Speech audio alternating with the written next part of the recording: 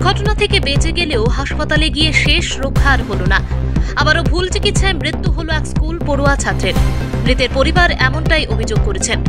ঘটনার বিবরণে জানা যায়, মেলাঘর ইন্দিরানগর ৮ নম্বর ওয়ার্ডের বাসিন্দা শামসু মিয়ার ছেলে মোহাম্মদ মাইনুদ্দিন ওরফে সোহাগ মিয়া এবং সোহাগের মামাতো ভাই মোহাম্মদ রাকিব কুলুবাড়ি থেকে বাইকে করে মেলাঘরের উদ্দেশ্যে আসছিলেন।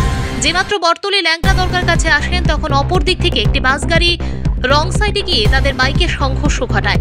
এতে সোহাগ মিয়া অল্প বিস্তর আহত হন। সেখান থেকে সোহাগ মিয়া একটি গাড়ি করে মেলাঘর হাসপাতালে এসে গাড়ি থেকে নেমে ডাক্তারের কাছে গিয়ে সে সমস্যার কথা বলেন। এরপর সোহাগের শরীরে একটি ইনজেকশন পুশ করা হয়, আর ইনজেকশন পুশ করার পর মুহূর্তের মধ্যেই সোহাগ মৃত্যুর কোলে ঢলে পড়েন। এদিকে ঘটনার খবর জানাজানি হতে মৃতের আত্মীয় স্বজনরা উত্তেজিত হয়ে হাসপাতালে কিছুটা ভাঙচুর চালায়। এরপর মেলাঘর থানার পুলিশ ঘটনাস্থলে গিয়ে অতিরিক্ত সিআরপিএফ বাহিনী নিয়োগ করেন। মৃতের পরিবারের অভিযোগ, ডাক্তারের ভুল চিকিৎসার দরুন সোহাগের মৃত্যু ঘটেছে। মৃত পরিবারের লোকজন চিকিৎসকের শাস্তির দাবি জানিয়েছেন। Bureau report, নির্মহল TV. আমার ভাতিজা মইনুদ্দিন উর্ফে সোহাগ মাধ্যমিক পরীক্ষা দিছে।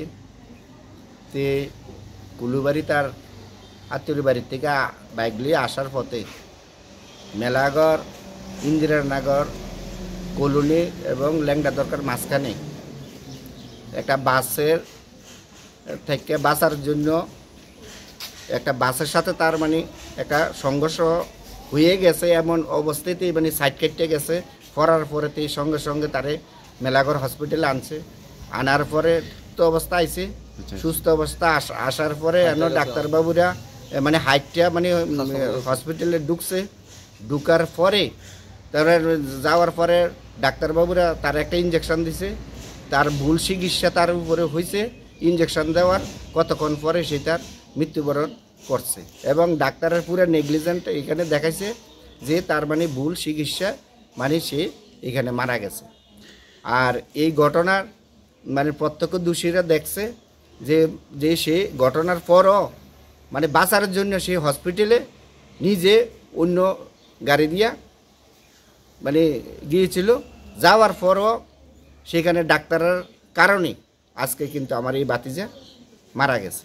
এটা সুস্থ তদন্ত চাইতে আছি এবং সুস্থ বিচার যাতে হয় সেটা আমরা চাইতে আছি আরক্ষা দপ্তরের কাছে।